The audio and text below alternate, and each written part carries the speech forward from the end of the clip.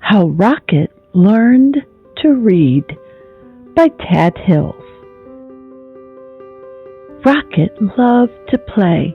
He loved to chase leaves and to chew sticks. He loved to listen to the birds sing. Every fall morning, after chasing leaves, Rocket would lie down in his favorite spot under his favorite tree. There he'd sniff the neighborhood smells and settle in for a good nap.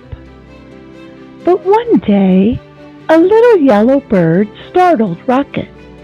"Aha, my first student! Wonderful!" she sang. Rocket was confused. "Student? I'm not a—" "But if I am your teacher," the bird interrupted, "then you must be my student." Rocket found it hard to argue with this bird. "I'm so glad you saw my sign," the bird chirped. "Oh yes, I can see it," Rocket said, but I don't know how to read." "Can't read? Fantastic!" She waved a wing. "Welcome to my classroom." "But I just came here to nap," Rocket said. No. There will be no napping in class," declared the bird, "except, of course, during nap time." "Well then, I can take a nap over here," said Rocket.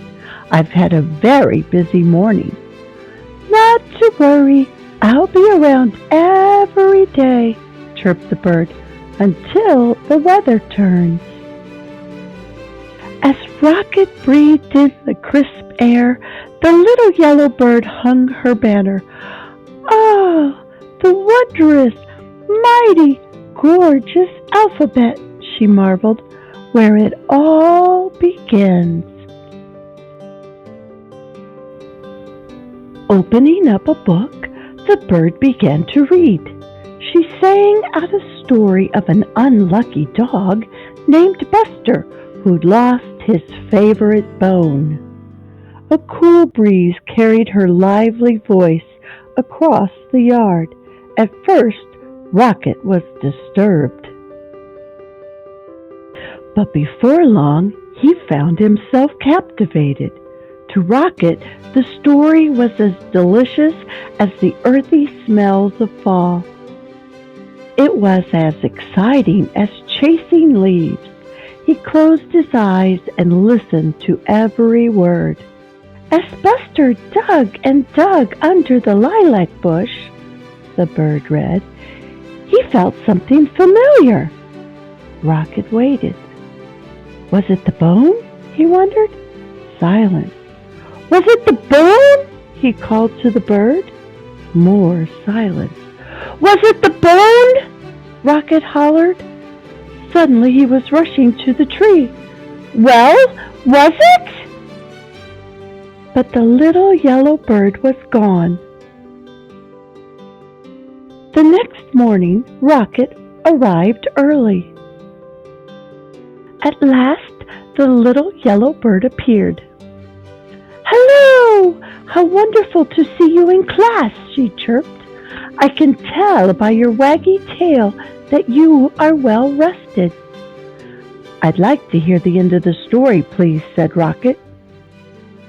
"That seems like a fine way to start the day," chirped the bird. She gave Rocket a name tag and began to read.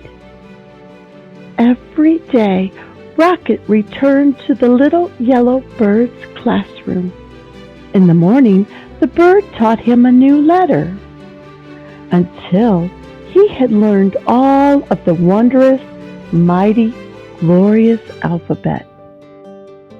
Together they sang out the sounds that each letter makes and spelled the sounds they heard around them. With a G and many R's, they spelled Mr. Barker's growl. They spelled the sound of the wind, which was growing colder by the day. Whoosh! Soon they were spelling words like fall, F-A-L-L, for the gusty time of year, and red, R-E-D, for the color of the leaves. And each afternoon the bird read a story. She read stories about dogs and birds. She read about leaves changing colors and about birds flying south for the winter. Then one day the weather turned and the letter banner disappeared. "See you in the glorious spring," the bird sang. And as she flew into the wintry sky, she called, "Don't forget, words are built one letter at a time." The days grew shorter and the leaves fell from the trees. The grass became crunchy. Soon Rocket's classroom disappeared under the snow. He remembered the little yellow bird's alphabet and practiced his letters. Rocket thought about the bird's sweet chirp while he sounded out words like dig, D-I-G, and wind, W-I-N-D, and cold, C-O-L-D. He made new friends and spelled their names. "Hello, Emma, E-M-M-A. Hi there, Fred, F-R-E-D. He spelled everything. Sun, S-U-N. Melt, M-E-L-T. When Rocket spelled mud, M-U-D, he knew that spring, as it always does, had returned. The breeze blew warmer and the grass grew greener, and a sign appeared that said, "Class starts tomorrow." Early the next morning, Rocket rushed to his classroom. As he waited, he spelled WAG, W-A-G.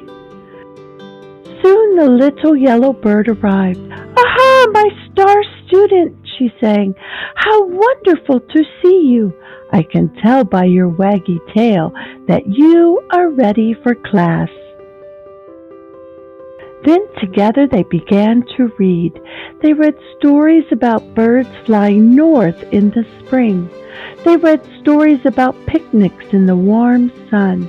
And they read about Buster, the lucky dog who found his bone under the lilac bush.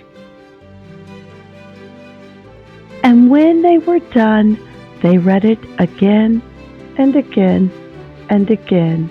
A-G-A-I-N.